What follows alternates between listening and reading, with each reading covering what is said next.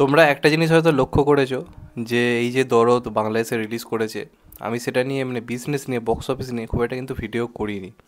মানে এইখানে কিরাম চলছে, ওইখানে কিরাম চলছে, কিরাম আজকের দিনের রেসপন্স, যেমনটা আমি এখানে সিনেমেলে করি, দরদ নিয়ে খুব একটা করিনি। তার কারণ সত্যি কথা বলতে গেলে এগুলো করার কথা ওখানকার মিডিয়ার, ওখানকার চ্যানেলগুলোর, ওখানকার যারা রয়েছে তাদেরই করার কথা। কারণ তাদের দেশ, তাদের ইন্ডাস্ট্রি, তারাই আরও বেটার বুঝতে পারবে। যেমন আমাদের এখানে যখন বক্স অফিস নিয়ে আলোচনা হয় আমরাই করি, বাংলাদেশের যারা ইউটিউবার তারা কিন্তু করে না, এবং সেটাই স্বাভাবিক। তো সেই কারণে আমি মানে খুব একটা যে দরদের বক্স অফিস নিয়ে আলোচনা করছিলাম বা করবো এরকম কোনো প্ল্যানিং ছিল না। আজকের ভিডিওটা আমি ঠিক বক্স অফিস নিয়ে কথা বলার জন্য এই ভিডিওটা করছি না। এই ব্যাপারটা নিয়ে যদি না কথা বলি তাহলে সত্যি কথা বলতে গেলে মানে খুবই মানে একটা মন হালকা করতে পারবো না, কারণ ব্যাপারটা দেখে এত ভালো লাগলো। এবং এটাই মানে আমাদেরও কোথাও গিয়ে শেখা উচিত। আজকে আমরা বাংলাদেশকে নিয়ে অনেক সময় নানা কারণে অনেক খিল্লি করেছি, অনেক মজা করেছি।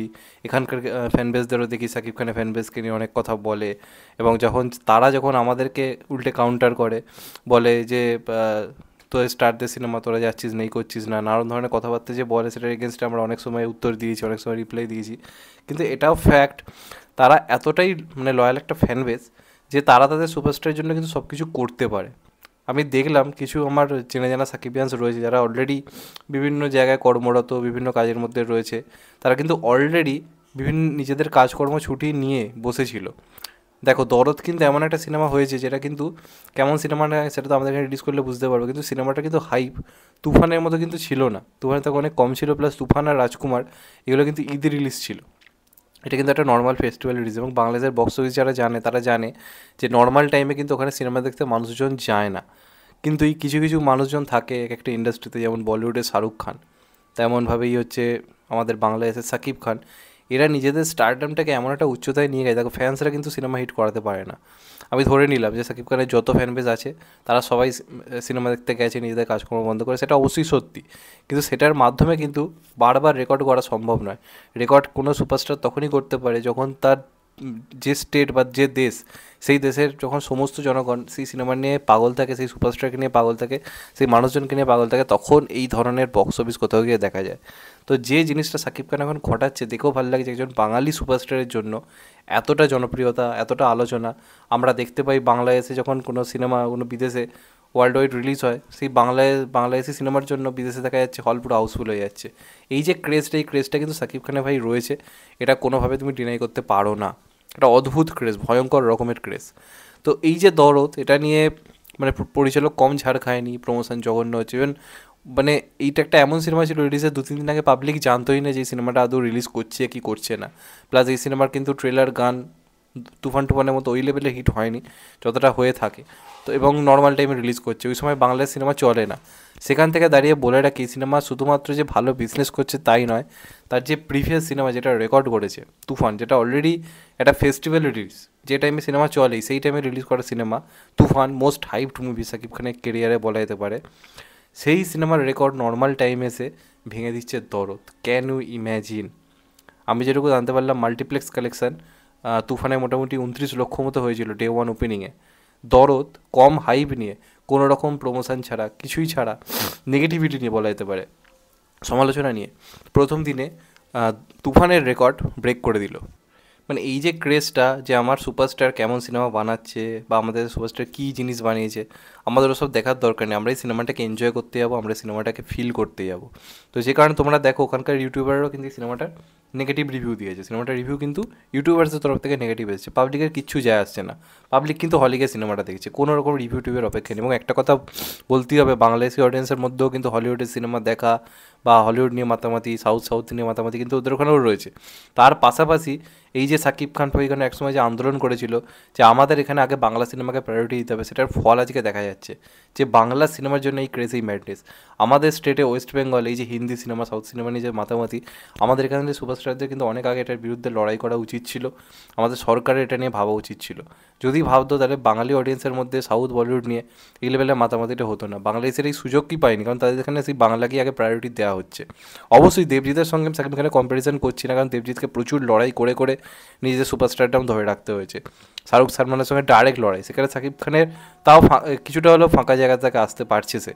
তবে তা সত্ত্বেও এটা ডিনাই করার জায়গা নেই, এই যে ক্রেজ, এই যে ম্যাডনেস, সেই ক্যারিশমা না থাকলে কিন্তু করা ইম্পসিবল, কারণ সাকিব খানের কেরিয়ারে বহু বছর হয়ে গেল। আমি যতদূর জানি সেই 90s শেষ থেকে সাকিব খান কাজ করছে, অনেক কম বয়স থেকে তাকে ইন্ডাস্ট্রির হাল ধরতে হয়েছে, কারণ তার সমসাময়িক যারা সিনিয়র সুপারস্টার ছিল তারা তখন অনেকেই হারিয়ে গেছিলো। সেই সময় অনেক কম বয়স থেকে সাকিব খানকে কিন্তু ইন্ডাস্ট্রি টানায় কাজ করতে হয়েছিল, তখন ইন্ডাস্ট্রি সামলেছিল অত কম বয়সে। আজকে যখন তার বয়স অনেকটা বেশি হয়ে গেছে, তাকেই কিন্তু ইন্ডাস্ট্রির হাল ধরতে হচ্ছে। তার সমসাময়িক যারা রয়েছে তারা কিন্তু জাস্ট হারিয়েই গেছে, তাদেরকে বিরাট বড় বড় সুপারস্টার বলা হচ্ছিল, তার সঙ্গে সাকিব খানের তুলনা চলে আসছিল। আজকে দেখো সাকিব খান ছাড়া ইন্ডাস্ট্রি কিন্তু পুরো নিঃস্ব। একটা মানুষ আসছে, প্রতিটা টাইম এসে বক্স অফিসে রেকর্ড করছে। প্রিয়তমা করলো, তারপর রাজকুমার, যেটার কোনো হাইপ ছিল না, সেটা একটা ভালো কালেকশন করলো। তুফান তার থেকে বেটার কালেকশন করলো। ইভেন দরদ, যেটা ক্রেজই কম ছিল, সেটা পর্যন্ত তুফানের রেকর্ড ব্রেক করছে। এই যে ম্যাডনেস, এই যে পাগলামি, এটা কিন্তু খুব দরকার বাংলা ইন্ডাস্ট্রির জন্য, বাংলার মানে সিনেমার ভবিষ্যতের জন্য। হতে পারে সেটা ওপার বাংলা, কিন্তু আর যে বাংলা সিনেমা তো এইটা থেকে কিন্তু আমাদের কোথাও গিয়ে বোঝা উচিত। খিল্লি ট্রোল অনেক হয়েছে, ইন্ডাস্ট্রিটাকে কীভাবে সাপোর্ট করতে হয়, বাংলা সিনেমার কীভাবে পাশে দাঁড়াতে হয়, এটা হচ্ছে সবথেকে বড় উদাহরণ। যে এখানে কমার্শিয়াল সিনেমার সেই মার্কেটটা জুড়ে, যেটা আমাদের এখানে আগে ছিল, সিনেমার রিভিউ টিভিউ ভার হয়ে যাক, আমরা আগে হলে যাব, ওই যে জিনিসটা এখনও রয়েছে। আমি তো দেখছি ক্রেজ কাকে বলে। 90s প্রসেনজিৎ চট্টোপাধ্যায়ের এরকম ক্রেজ ছিল আমাদের গ্রাম বাংলায় একটা টাইমে, যে দেখতে যেতে হবেই, নিজেদের কাজকর্ম ছেড়ে মানুষজন যাচ্ছে। সেই ক্রেজটা সাকিব খানের জন্য ওখানে এখনও রয়েছে, বহাল তবিয়াতে রয়েছে, এত বছর হয়ে যাবার পরও, এত দিন হয়ে যাবার পরও। জাস্ট ভেবে দেখো তোমরা কী লেভেলের মানুষটা ক্রেজ দেখাচ্ছে। এটাকে বলে ওয়ান ম্যান আর্মি। তো যে কারণে আমার মনে হলো এটা নিয়ে কথা বলা উচিত, যে কারণে বললাম, আমি যে দেশের হই না কেন, বাংলা সিনেমাকে নিয়ে এই ধরনের সেলিব্রেট হচ্ছে, বাংলাতে এই ধরনের জিনিস এখন দেখা যায় না। তাই আমার মনে হলো একটা ভিডিও অন্ততপক্ষে এটা নিয়ে করা উচিত, যে কারণে করলাম। আবার হয়তো কদিন পরে হয়তো কিছু অন্য কিছু নিয়ে ভিডিও করব, কারণ বক্স অফিস ডেটা দেওয়াটা দেখো আমাদের এখানে তো কাজ নয়, এটা তো মিডিয়ার কাজ নয়। আমি ভিউজের জন্য চাইলে করতেই পারতাম, আমার কিছু ইনকামও বেশি হতো, সাবস্ক্রাইবারও বাড়তো, কিন্তু কিছু একটা তো মানে অনেস্টির জায়গা থাকে। তো সেই হিসেবে আমার মনে হলো যে রোজ বক্স অফিস নিয়ে ভিডিও না করে মাঝে মাঝে কিছু কথা বলা যেতে পারে। যেমন আজকের ব্যাপারটা যদি না বলতাম, এটা একজনের মানে কি বলবো, এত বড় একটা অ্যাচিভমেন্টকে অস্বীকার করা হয়ে যেত। এটা তো সত্যি সাপোর্ট করা উচিত, একজন বাঙালি সুপারস্টারকে নিয়ে এই লেভেলের মাতামাতি দেখেও ভালো লাগছে। কি ক্রেজ, কি ম্যাডনেস এই মুহূর্তে ভাই। সাকিব খান সত্যি কথা ওয়ান ম্যান আর্মি এই ব্যাপারটা করে দেখাচ্ছে, চোখের সামনে দেখতে পাচ্ছি। এটা বাঙালি ছেলে একটা ইন্ডাস্ট্রিটাকে, গোটা দেশটাকে কীভাবে বক্স অফিসের মাধ্যমে চালিয়ে শুধু নিয়ে যাচ্ছে, লোককে কীভাবে সিনেমার দিকে টানছে, যেখানে সবাই টেকনোলজি ফোনের দিকে ঘরে বসে সব কিছু পেয়ে যাচ্ছে। এই যে ম্যাডনেসটা ভাই, পাগল করা। তো দেখা যাক আলটিমেটলি সিনেমাটা কেমন হয়, সেটা তো রিভিউ থেকে অবশ্যই আমি অনেস্টি দিয়ে করার চেষ্টা করবো। ভালো লাগলে খারাপ, খারাপ লাগলে মানে ভালো লাগলে ভালো, খারাপ লাগলে খারাপ বলবো। তো আমাদের এখানে তো 29 তারিখ রিলিজ করছে, তো দেখা যাক শেষ পর্যন্ত কী হয়।